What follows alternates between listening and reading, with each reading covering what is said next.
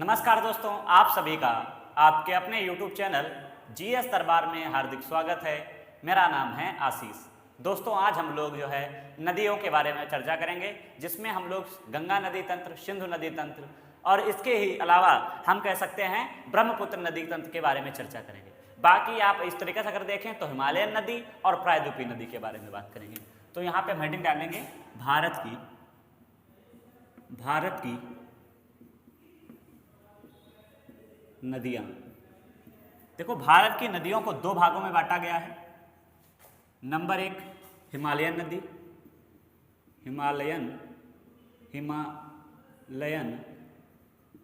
Himalayan नदी और इधर प्रायद्वीपीय नदी। भारत की नदियों को दो भागों में बांटा गया है, हिमालयन नदी और प्रायद्वीपीय नदी। हिमालयन नदी की बात करें तो या इसकी अगर विशेषता की बात करें तो हम कहेंगे कि ये सदा नीरा नदी होती।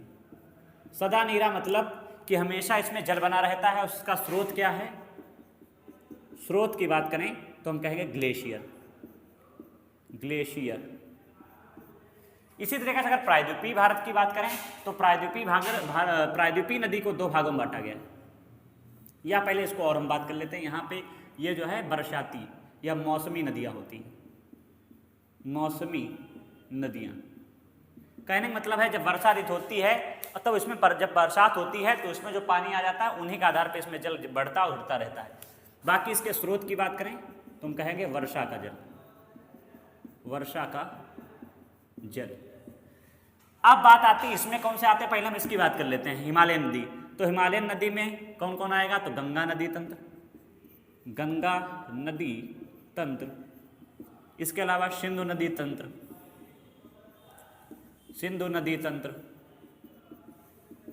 एक मिनट, मार्कर चेंज कर लेते हैं। सिंधु नदी तंत्र और इसके अलावा लास्ट हम कहें तो ब्रह्मपुत्र नदी तंत्र। इस तरीके से।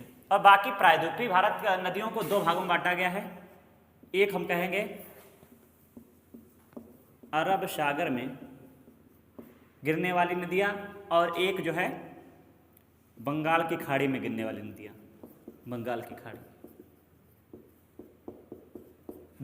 प्रायद्वीपीय नदियों को दो भागों में बांटा गया है। नंबर एक अरब सागर में गिरने वाली नदियाँ और नंबर दो बंगाल की खाड़ी में गिरने वाली नदियाँ।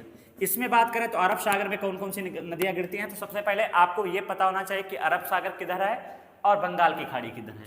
तो अगर हम इस तरीके से भारत का दक्षिणता वाला भाग देखें तो इधर है अरब सागर और इधर है बंगाल की खाड़ी। तो अगर हम अरब सागर में बात करें तो हम कहेंगे महानदी, इसके अलावा आपकी नर्मदा, इसके अलावा नर्मदा के बाद में ताप्ती,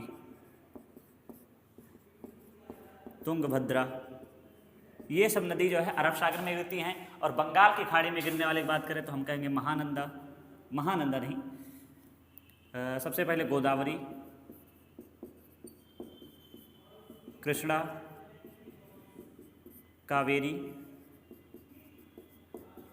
ये सब नदी जो है बंगाल की खाड़ी में गिरती हैं। अब बात आती है, सबसे पहले आज हम इस चैप्टर में क्या पढ़ेंगे, तो आज हम लोग इस चैप्टर में पढ़ेंगे गंगा नदी तंत्र।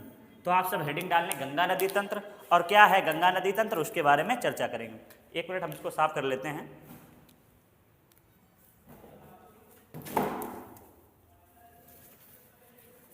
तो आपने इसको नोट कर लिया, आप इसको साफ कर लेते हैं और सबसे पहले पढ़ेंगे गंगा नदी तंत्र के बारे में।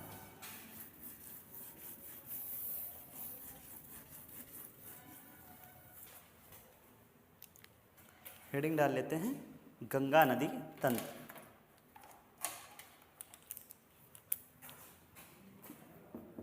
गंगा नदी तंत्र। देखो, सबसे पहले बात आती है कि गंगा नदी तंत्र क्या है। नदी तंत्र का मतलब है कि जो गंगा नदी मेन है नदी, उसके आसपास कितनी और नदियां जो है आकर मिलती हैं, इसका अपवाह क्षेत्र क्या है। तो कहने का तात्पर्य सबसे पहले बात आती है कि गंगा नदी तंत्र है या गंगा नदी की लंबाई कितनी है। तो लंबाई की बात करें तो 2525 किलोमीटर। 2525 किलोमीटर। क्या गंगा नदी एक अंतर्राष्ट्रीय नदी है? तो बिल्कुल सही है, गंगा नदी एक अंतर्राष्ट्रीय नदी है। बाकी अगर पूछा जाए भारत में कौन कौन से राज्य में बहती है, तो उत्तराखंड, इसके बाद में उत्तर प्रदेश, इसके बाद में बिहार, इसके बाद में झारखंड और सबसे लास्ट में पश्चिम बंगाल। पूछा जाए भारत के कितने राज्यों में बहती है, तो 5 राज्यों में, उत्तराखंड, उत्तर प्रदेश, बिहार, झारखंड, पश्चिम बंगाल। पूछा जाएगा सबसे अधिक किस राज्य में बहती है, तो सबसे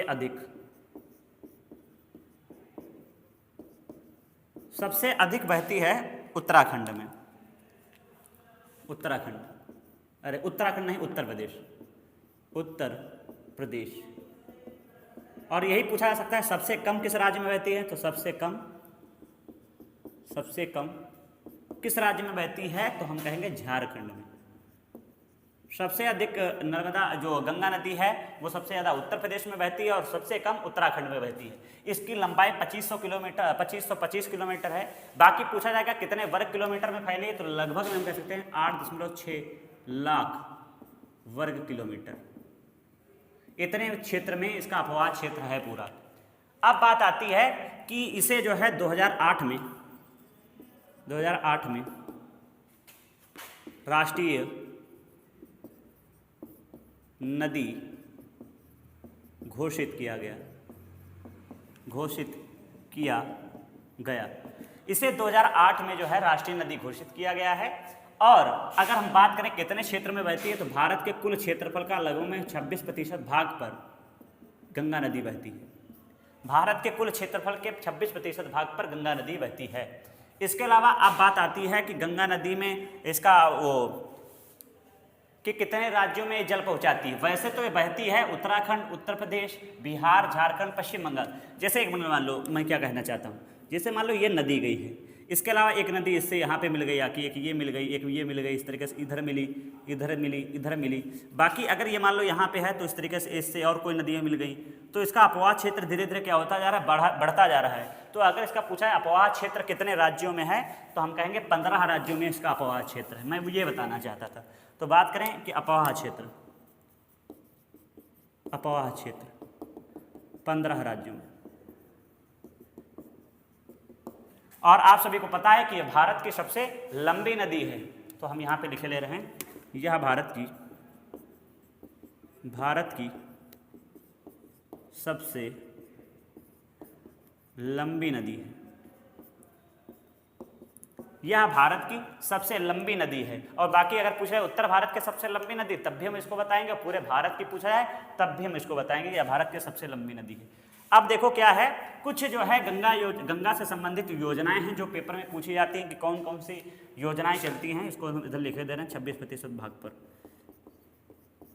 तो कौन कौन सी योजनाएं चलती हैं, अगर हम बात करें सबसे पहले गंगा एक्शन प्लान पूछा जाएगा। गंगा एक्शन प्लान किससे संबंधित है, गंगा से। किस वर्ष शुरू की गई, तो 1985। इसके अलावा दूसरा नमामि गंगे 2016 में शुरू किए गए। इसके बाद में अगला गंगा स्मार्ट सिटी की बात करें 2017 में शुरू की गई। इसके बाद में गंगा वृक्षारोपण, ये 2021 में। और हाँ, एक और लिख लीजिएगा, गंगा डॉल्फिन या डॉल्फिन प्रोजेक्ट से, देखो डॉल्फिन प्रोजेक्ट, ये 2020 में शुरू किया गया था। और एक पॉइंट और बनता है कि गंगा नदी को जीवित व्यक्ति घोषित किया गया था। तो जीवित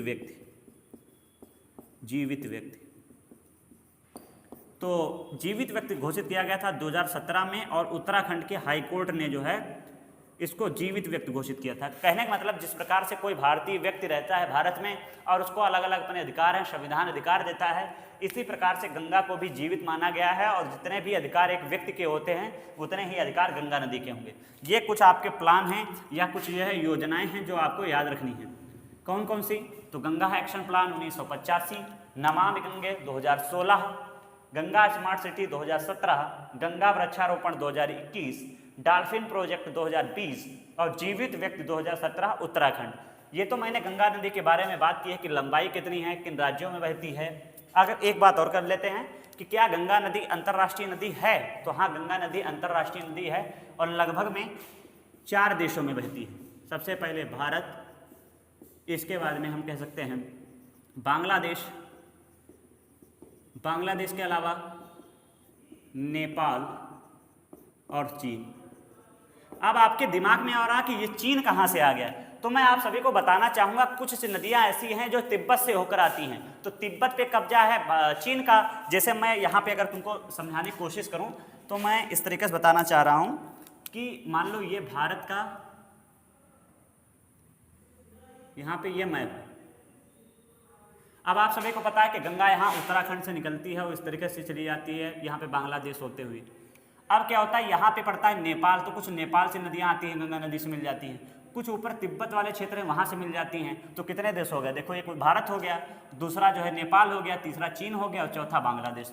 तो इसलिए अंतर्राष्ट्रीय नदी है, इसका अपवाद क्षेत्र चीन तक है, ये मैं बताना चाह रहा था। बाकी अगर उत्तर प्रदेश भारत में पूछा जाए तो 5 राज्यों में बहती है, उत्तराखंड, उत्तर प्रदेश, बिहार, झारखंड और पश्चिम बंगाल। सबसे अधिक उत्तर प्रदेश में और सबसे कम झारखंड में बहती है। इसका अपवाद क्षेत्र कुल जो है 26% भाग पर है भारत के, और लगभग में अगर हम कह सकते हैं 8.6 लाख वर्ग किलोमीटर में फैली हुई है पूरी। इसके बाद 2008 में इसे जो है गंगा नदी को राष्ट्रीय नदी घोषित कर दिया गया। और एक चीज़ यहाँ पे याद रखना है कि 2017 में इसे जीवित व्यक्ति की श्रेणी में रख दिया गया है। अब हम लोग जो है मैप के, या कह सकते हो एक इसका पूरा चित्र बनाएंगे किस प्रकार से गंगा नदी कहाँ से निकलती है और कहाँ तक जाती है। तो इसका मैं मैप जैसा बनाऊंगा, आप भी साथ में बनाते चलिएगा। और बस अगर आप उतना ही याद रख लेंगे तो कई चीज़ें आपके लिए आसान हो जाएगी, आपको रटने की ज़रूरत बिल्कुल नहीं पड़ेगी। चलो देखते हैं। सबसे पहले यहाँ पे आप 2 ग्लेशियर बना लीजिए। सबसे पहले यहाँ पे हम कहेंगे ये है, इसको हम नीले से लिखे दे रहे हैं, ये है गंगोत्री और ये है सतोपंत ग्लेशियर। ये गंगोत्री और सतोपंत, इनसे 2 नदियाँ निकलती हैं इस तरीके से, और ये भी निकली और यहाँ पे मिला देते हैं। इस नदी का नाम हम कहेंगे ये है अलकनंदा, अलकनंदा, और इसको हम कहेंगे भागीरथी, अलकनंदा और भागीरथी। इसके अलावा अब ये नदी आगे बढ़ती हैं और सबसे पहले इस जो अलकनंदा है इससे एक नदी मिलती है जिसका हम नाम कहेंगे धौली गंगा। इससे हम लाल से लिखे दे रहे हैं धौली गंगा, धौली गंगा। देखो जितनी भी नदियों के नाम है मैं लाल मार्कर से लिखूंगा, और इसके अलावा जिन स्थानों के नाम है कहाँ पे मिलती है या कहाँ से निकली है उनको हम लोग नीले से लिखेंगे। अगर बात की जाए धौली गंगा, तो धौली गंगा पूछा जाएगा अलकनंदा से किस स्थान पे मिलती है, तो यहाँ पे एक स्थान है कर्णप्रयाग, नहीं कर्णप्रयाग नहीं, विष्णुप्रयाग, विष्णुप्रयाग। इसके बाद में फिर दूसरी नदी आती है, इसका नाम क्या है, तो इसका नाम है नंदाकिनी, नंदाकिनी। और इसके बाद में एक और नदी बना देते हैं, यहाँ पे आती है पिंडारी, पिंडारी। ये 3 नदियाँ आके मिलती हैं। अगर धौली गंगा की बात करें तो यह है विष्णुप्रयाग में मिलती है, नंदाकिनी जो है नंदप्रयाग में मिलती है, यहाँ पे नंदप्रयाग है, नंदप्रयाग। इसके बाद पिंडारी जो है हम कहेंगे कर्णप्रयाग में मिलती है। इसके बाद में एक नदी इधर से आती है केदारनाथ से, और यहाँ पे आके मिल जाती है रुद्रप्रयाग में। यहाँ पे कौन सा हो जाएगा, ये है रुद्रप्रयाग। और इस नदी का अगर नाम बात करें तो यहाँ पे हम कहेंगे ये है मंदाकिनी, मंदाकिनी। इसके बाद में ये जो है यहाँ पे जब पूछा जाएगा कि अलकनंदा और भागीरथी किस स्थान पे मिलती हैं, तो इस स्थान का नाम है देवप्रयाग, देवप्रयाग। इसके बाद में ये नदी आगे की ओर बढ़ती है। अभी तक ये अभी पर्वतों पर बह रही थी, अब आगे यहाँ पे आ जाती है स्थलीय भाग में, और यहाँ पे पड़ता है हरिद्वार।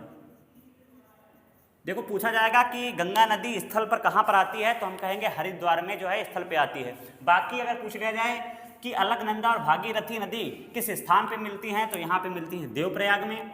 और स्थल पे कहाँ पे आती हैं, तो हरिद्वार में। इससे कौन कौन सी अलकनंदा से नदी मिलती हैं, तो धौलीगंगा, नंदाकिनी और पिंडारी।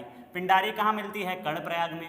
नंदाकिनी कहाँ मिलती है, नंदप्रयाग में। और इसी तरीके से धौलीगंगा कहाँ मिलती है, विष्णुप्रयाग में। मंदाकिनी कहाँ मिलती है, रुद्रप्रयाग में। मंदाकिनी अगर पूछा है निकलती कहाँ से है, तो केदारनाथ से, केदारनाथ। इसके बाद में ये नदी आगे चलती है और सबसे पहले इससे एक नदी मिलती है आगे। यहाँ पे एक नदी आती है जिसका नाम है रामगंगा नदी। इस नदी का नाम है रामगंगा। रामगंगा कहाँ पे मिलती है, तो एक स्थान है कन्नौज। कन्नौज।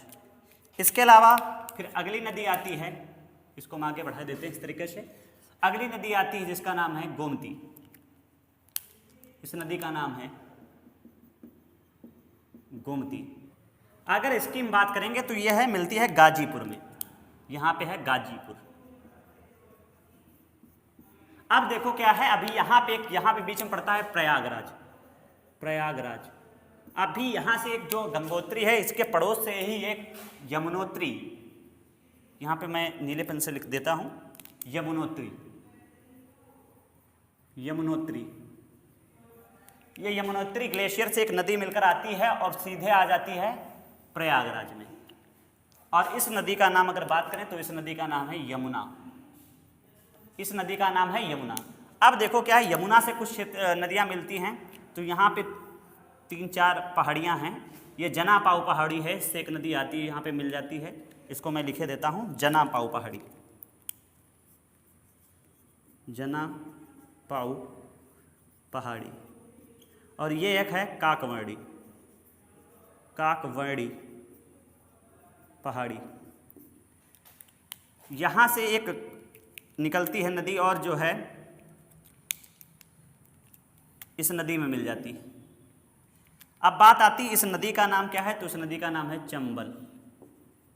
इस नदी का नाम है चंबल। आगे फिर 2 पहाड़ियाँ और हैं, एक विंध्य पर्वत पड़ता है और एक कैमूर पड़ता है। तो ये है विंध्य पर्वत। विंध्य पर्वत या विंध्य पहाड़ी लिख सकते हो। और यह है कैमूर। विंध्य से एक नदी जाकर मिल जाती है यमुना नदी से, और कैमूर से एक नदी आकर मिल जाती है। अगर इसकी बात करेंगे तो इस नदी का नाम है केन नदी। और इसके बाद में इस नदी का नाम हो जाएगा बेतवा। आप सभी को बताना है कि काकवाड़ी पहाड़ी से कौन सी नदी निकलती है, ये आपको कमेंट में बताना है। इसके अलावा अगर हम आगे बात करें तो यहाँ तक बात हो चुकी थी कि गंगा नदी से गोमती नदी गाजीपुर में मिलती है। इसके बाद में अगली नदी मिलती है, तो इसका नाम हम कहेंगे घाघरा। घाघरा। घाघरा जो है कहाँ पे मिलती है, तो इसका नाम हम कहेंगे छपरा। छपरा। इसके बाद में फिर एक पटना वाले क्षेत्र में यहाँ से अमरकंटक पहाड़ी है, यहाँ से एक नदी जाती है और एक इधर आती है।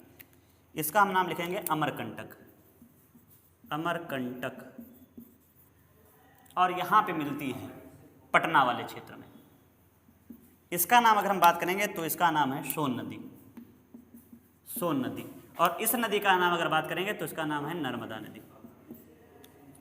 इसके बाद में आगे हम बात करें तो इसके बाद गंडक आती है, कोसी आती है और महानंदा आती है। इसका नाम लिखे रह रहे हैं, ये गंडक है, कोसी है और ये महानंदा है। और उसके बाद में तो आपको पता ही है कि यहाँ से शुरू हो जाता है बांग्लादेश, और बांग्लादेश में इस नदी को क्या बोला जाता है, तो हम कहेंगे इस नदी को बोल दिया जाता है पद्मा। और बाकी इसकी जो धार इधर पश्चिम बंगाल की ओर मुड़ जाती है, जिसे बोला जाता है हुगली। अब बात आती है किन स्थानों पे मिलती है, तो अगर हम गंडक की बात करें तो ये मिलेगी सोन नदी। ये है गंडक। ये कहाँ पे मिलती है, तो सोनपुर में मिलती है। सोनपुर। बाकी अगर कोसी की बात करें तो कुरुसेला और इसके गोदावरी घाट। गोदावरी घाट। तो ये कुछ स्थान है। उधर फिर जो है नदी जो है मुड़ जाती है पश्चिम बंगाल की ओर। अगर फिर हम एक बार बता देते हैं। और बाकी एक चीज़ याद रखना है कि कोसी नदी को बंगाल का बिहार का शोक कहा जाता है। क्यों कहा जाता है वो आप सब कमेंट में बताएं। देखो मैं इसको एक बार फिर दोहरा देता हूँ। यह है गंगा नदी। अब अच्छा, अगर थोड़ा और आप डीपली पढ़ना चाहें तो इसमें फिर गंडक में उसको अलग अलग भागों में तोड़ सकते हैं, महानदी को अलग भागों में तोड़ सकते हैं, कोसी को इतना ज़्यादा पूछा नहीं जाएगा, बाकी कभी डिटेल में पढ़ेंगे तो वहाँ बताएंगे। देखो मैं इसको फिर दोहरा देता हूँ। अब मैंने ये बताया था कि जो गंगा नदी है वो जो है गंगोत्री और सतोपंथ ग्लेशियर से निकलती है। वैसे इसका भी नाम गंगा नदी नहीं है। देखो एक नदी निकलती है सतोपंथ ग्लेशियर से अलकनंदा, और गंगोत्री से निकलती है भागीरथी। अब दोनों आगे मिलकर जब पहुंच जाती हैं और एक जगह मिलती हैं देवप्रयाग में। इसके अलावा अलकनंदा में इसके पहले धौली गंगा मिलती है विष्णुप्रयाग में, नंदाकिनी मिलती है नंदप्रयाग में, और पिंडारी मिलती है कर्णप्रयाग में। और इधर से दाएं तट से आकर मिल जाती है मंदाकिनी और रुद्रप्रयाग में मिल जाती है। इसके बाद में जब गंगा नदी तट स्थलीय भाग में आता है तो हरिद्वार वाले क्षेत्र में आई जाती है। इसके बाद में रामगंगा कन्नौज में मिलती है, और इधर से फिर आपके जो है कह सकते हो दाएं तट से यमुना नदी मिलती है प्रयागराज में। फिर गोमती गाजीपुर में, घाघरा छपरा में, सोन नदी पटना में, गंडक सोनपुर में, कोसी नदी कुरुशेला में, महानंदा गोदावरी घाट में मिलती है। बाकी जब ये बंगाल में पहुंच जाती है तो इसे पद्मा कहा जाता है, और एक इसकी जो शाखा है वो मिट जाती है हुगली की ओर, पश्चिम बंगाल में, वहाँ हुगली बोला जाता है। इसके अलावा आपको याद रखना है, इधर यमुना नदी की बात करें तो ये यमुना नदी में सबसे पहले जनापाऊ पहाड़ी से चंबल निकलती है, और इसका चलो मैं ही नाम बता देता हूँ, छिप्रा नदी जो है काकवाड़ी पहाड़ी से निकलती है। इसके अलावा विंध्य पहाड़ी से बेतवा निकलती है, और कैमूर से निकलती है केन नदी, ये मिल जाती है। और इधर से एक अमरकंटक से सोन नदी पटना में आके मिल जाती है। तो इस वीडियो में बस इतना ही रखते हैं। आप अगर इसका स्क्रीनशॉट लेना चाहें तो ले सकते हैं। बाकी आप सभी को ये वीडियो कैसा लगा है कमेंट करके जरूर बताएं। धन्यवाद।